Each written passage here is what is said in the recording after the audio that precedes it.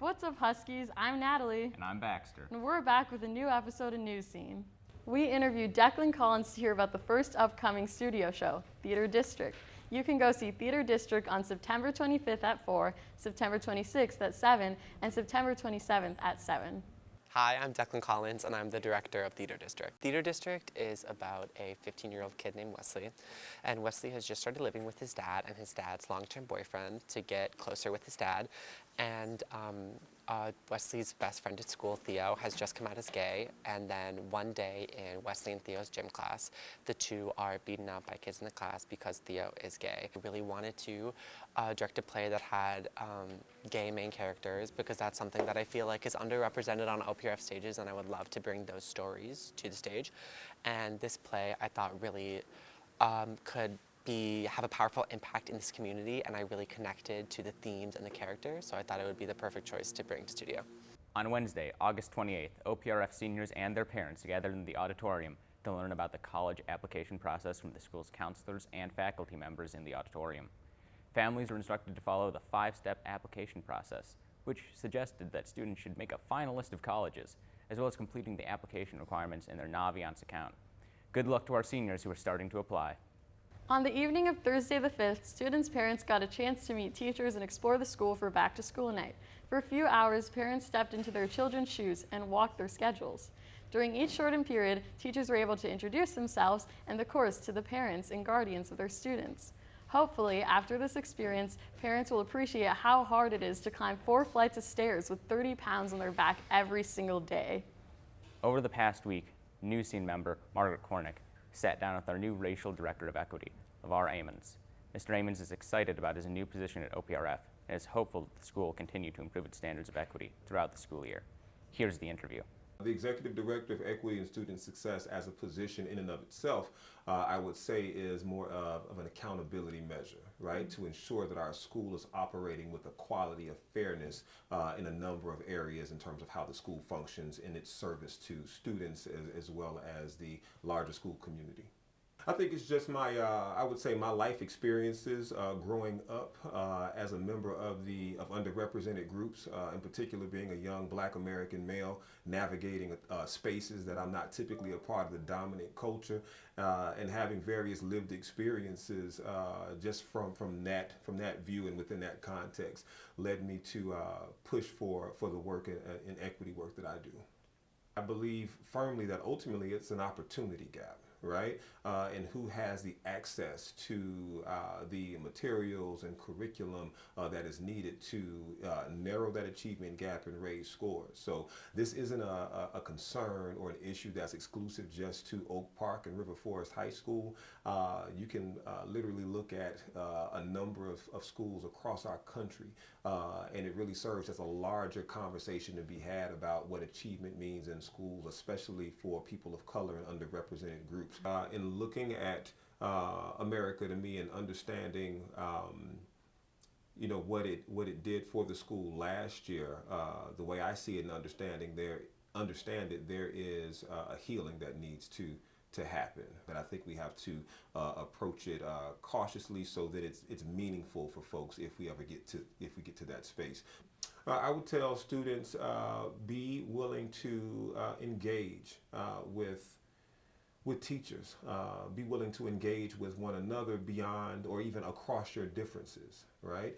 Because it's all about the relationships that you build, and it's all about gaining perspectives from people that don't necessarily look like you, which will ultimately, raise your awareness in terms of equitable practices and just being in tune with what racial equity is. So I'll always say at the foundation of this racial equity work, or even equity work in general, as we look at the very diverse intersectionality of our institution, it all comes down to relationships. So we have to communicate with each other at the fundamental level. As everyone knows, we start the new year with advisory. Here's Alan to show you everything you can do in advisory.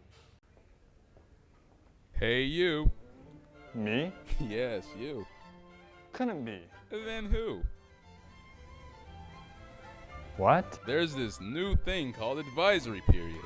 What's that? Advisory is the period in between second and third in which you get to spend 15 minutes with your advisor. That sounds swell and all, but What do you do in advisory? I'm glad you asked. You can scramble to finish your third period homework.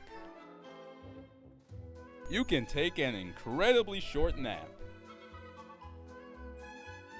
You can come up with your own secret handshake. You can email your friends about homework.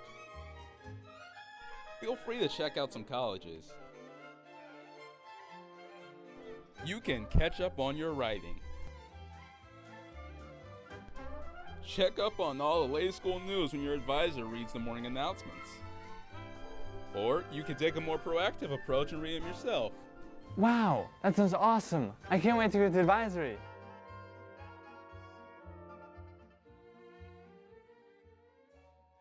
Thanks, Alan. What's up, Huskies? I'm Alec. And my name is Alan. I have no clue what I'm doing here. On this show, we will talk about all the sports going on at OPF. From the highs to the lows, OPF sports will live here. The boys soccer team has started this season undefeated. In 5 games, they tied with Leiden and beat Intrinsic, Larkin, St. Ignatius, and Proviso East. Zaire Hall is leading the team with 4 goals, and goalkeeper Sam Pachenka has allowed 1 goal in 5 games and has 4 shutouts. Week 1, the varsity football team lost to Waubonsee Valley, 23-14, and in Week 2, the team lost to Willowbrook. We interviewed Coach Horster about this upcoming season. Let's see what he has to say.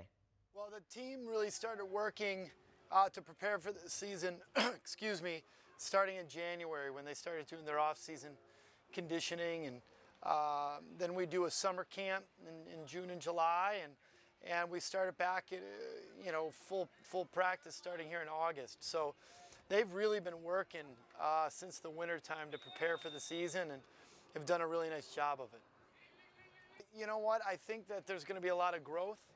I think in terms of predictions, I think that my strongest prediction is we're going to have a team that's going to keep getting better every week, and I like how they've been gelling together. But I'm excited to see them develop from week to week. I just think it's a great group of kids who've been working really hard together. We got a lot of guys who are going to be seeing the field on a Friday night for the first time, and I'm excited to see how they respond. And like every football season, it's really exciting to see how their chemistry and how their bond develops as the season continues. And that's the most fun thing about this job is watching the kids grow and come together as a team. So I'm really excited about that and looking forward to a great season. The boys golf team started this year 3 wins and 4 losses, and have taken 5th and 4th place at recent invitations. Captain Ella Hayes and Nikki Kay are leading the girls golf team as they continue to look for the first win of the season. The girls cross country team has been hard at work since mid-August. They recently competed in the Fenton Invitation and in a dual meet against Hinsdale Central. They've been at practice every day, whether it's on the land, in the water, in order to make this season their best yet. Cheer them on and the Rosary meet this Saturday, September 14th. Good luck. But the best performance of the week was from the girls swimming team. The girls literally dominated against Glenbard West in the South, beating them in almost every category. We all know what the girls can do in the pool, but what they did outside of it is what makes this team special. Over 600 million people do not have access to safe, clean drinking water. That's why OPRF swimmers and divers dedicated 1 training session to honor the women and children who walk every day for this water. Their goal was to raise $12,000 to keep fund well for the community in South Africa. They ended up raising a little over $18,000, which is enough to fund 2 wells. Great work. That's all we got for sports. Keep up the great work, Huskies. Well, that's it for this week's Newscene episode. Have a good day, Huskies.